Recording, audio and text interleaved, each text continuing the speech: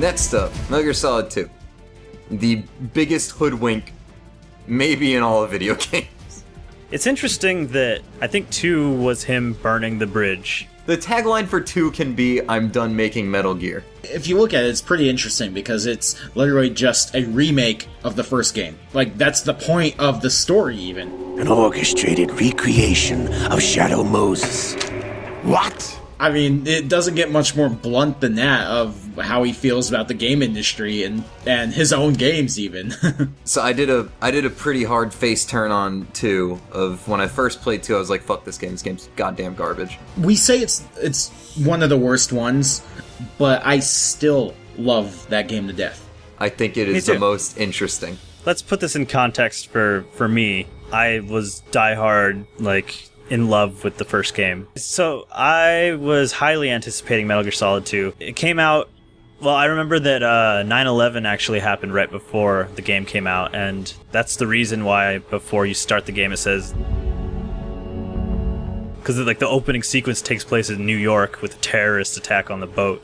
So it was a very awkward time for that game to come out. But yeah, I remember it came out and it blew my face off. It was taking all the mechanics of the first game and bringing it to an all-new generation on the PS2, and it felt like it.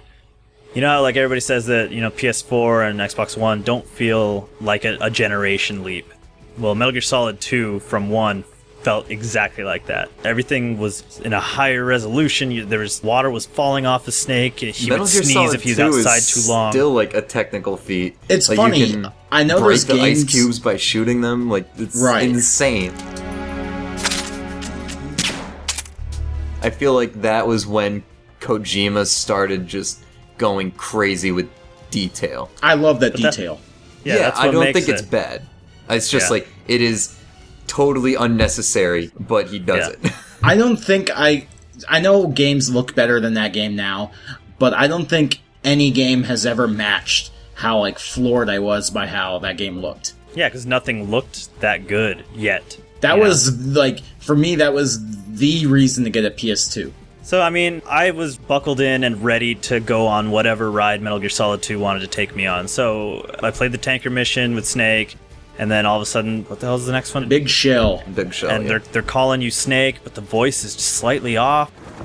What are their demands? $30 billion. $30 billion?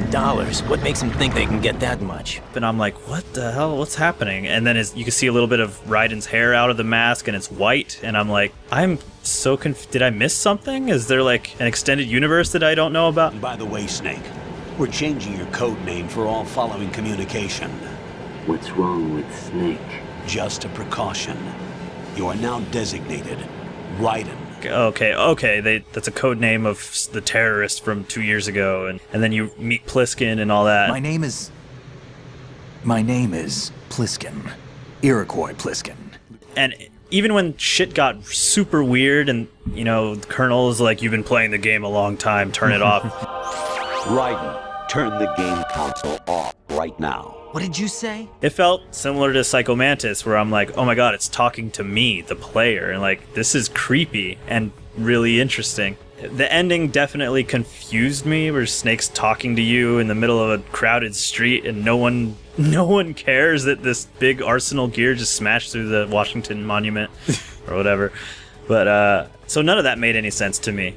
But overall, I was so, in love with what they had done with the next iteration of Metal Gear Solid that I loved MGS2. I thought it was amazing. It's only in hindsight where I'm like, that was unacceptably vague. It was batshit crazy. I'm prepared to face the consequences of my betrayal. What are you...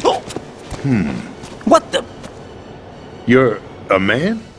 There's too many things that don't make any sense or aren't accounted for, and it's asking way too much of the player as far as accepting nonsense. And yeah, there's all these analysis videos about how MGS2 is a postmodern brilliant masterpiece. I've seen all these theory videos and I'm like, wow, that's really interesting. That's very interesting. But that doesn't save it from its problem as a storytelling, game. It's not telling a cohesive story. It doesn't make sense. I just know that the internet is full of people that think it's perfect writing and it's brilliant and everything is right and good and there's an explanation for everything, no matter how unsatisfying or ridiculous or retconned the explanation is. It's perfect and right, and you should like it because you're a Metal Gear fan. Kojima's not a good writer.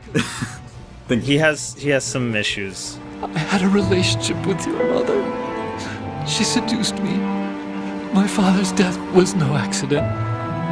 He took his own life. It was my fault. All my fault. It's a lot of issues. Yeah. So, for me, Metal Gear Solid 2 was the last one on the list. And did it through the HD collection. And it started God, you out... were so late with these, man. Yeah. I still really like... I think Tanker is, maybe the best demo ever. Playing through that still, I love that part of the game. Playing as Raiden, I think the level design is wholly uninspired and boring. Boss fights in that game I don't care about too much. I really like the guy who rolls around on rollerblades. Fat Man? Fat Yeah, Man? Fat Man. I like Fat Man. These hands create works of art. I have beautiful hands. These delicate hands can craft works of art. He's the only one I actually remember somewhat fondly. I hate Vamp. I hate everything Vamp has to do with Metal Gear. I fuck Vamp forever. Vamp is the Not low great. point, I think, in both number 2 and 4. There's a lot. We'll get to 4 later. I have some words for 4. But, Metal Gear Solid 2 is just... So starting it and getting to that Raiden part, I put it down. Originally I just said, fuck this game. Why do people think this is good? And then I started seeing all these videos about, how Metal Gear Solid 2 is actually kind of designed to be this weird, abstract, not total sense-making, be a little nebulous game for a reason. I was like, that's actually kind of cool. That's the part of Metal Gear Solid 2 I can, still fuck that game, but I can like that. And then I finally went back to it. I was like, I can get through this. This is the only Metal Gear Solid game I haven't played. I'm just gonna buckle down and beat this game. And I got to that end part, which I originally, laughed off. When everything starts going crazy, it's all glitchy and Colonel's just, making no sense. I thought that was, stupid and was, supposed to be all, edgy or something. That's probably my favorite part of the game now. I hear it's amazing when the famous purple stuffed worm in Flapjaw Space with the tuning fork does a raw blink on Harry Carey Rock. I need scissors. 61. What the fuck are you talking about? Who is this guy? And I love that part of the game now. As for that Metal Gear Ray fight that happens during there, not a big fan. Think that's pretty butts. Where you fight 18 of them. Yeah. The entire horizon is just Metal Gear Rays. It's a cool visual. It doesn't make any sense. No. Where is I don't know this what place that can store that exactly. many? And Exactly. that bit of Snake jumping off the top of the ship, chasing right after the Metal Gear Ray jumped into the ocean, he just dives in after it and then somehow ends up on the shore, totally fine, Yeah. talking to Raiden. None of it makes sense. No. If you're trying to take it at face value, it's nonsense. So you could argue that Raiden is in a simulation. This is all VR. Okay. So that's it? Just the whole game is VR? None of it was real? I don't know. To this day, I'm not sure. I don't think anyone is, Javi. If you know, leave a comment. So should we get on to 3 now? I haven't talked about 2. Oh, yeah. Well, let's talk about 2. Talk about 2 then. I don't have much to talk about 2 because I played the demo again. That's how I started it. The demo came with a copy of Zone of the Enders, so I got Zone of the Enders. I think Zone of the Enders came with a copy of the demo, Dylan. Yeah, no, it's the other way around. much Yeah. like how Crackdown came with the Halo 3 beta. So Metal Gear Solid 2 is nothing but good, and I have no ill thoughts of 2 really at all. The ending, yeah, it's confusing, but I must have plowed through that game in a weekend. I don't have a problem with Raiden. I don't either. I like OG Raiden. I think people Raiden gets worse later on, but we'll get to that. He later. doesn't have any posters on his walls. That's what fucking Rose says. Jack, I thought I was acting because that was my job. But I did fall in love with you. That wasn't an act. You expect me to believe that? It's okay. You had your reasons, right? Hey, I understand, but I have nothing left to... Jack! What? I'm carrying. I'm pregnant, Jack. Rose, what's going on? And she's not even a character really in number 2. She's a robot. Rosebot. Rosebot. Beep boop. Anyways, that's all I have to... 2, I don't have much I don't have bad to say, and I can't overly praise it because it is, I think, one of my least favorite ones. But that's because the other 2 are just so fucking good. I wish, honestly, that they had not turned... Well, Raiden is... I think Raiden could have gone in a better direction than he has. I'm not a fan of the... Post 2? Yeah. Okay.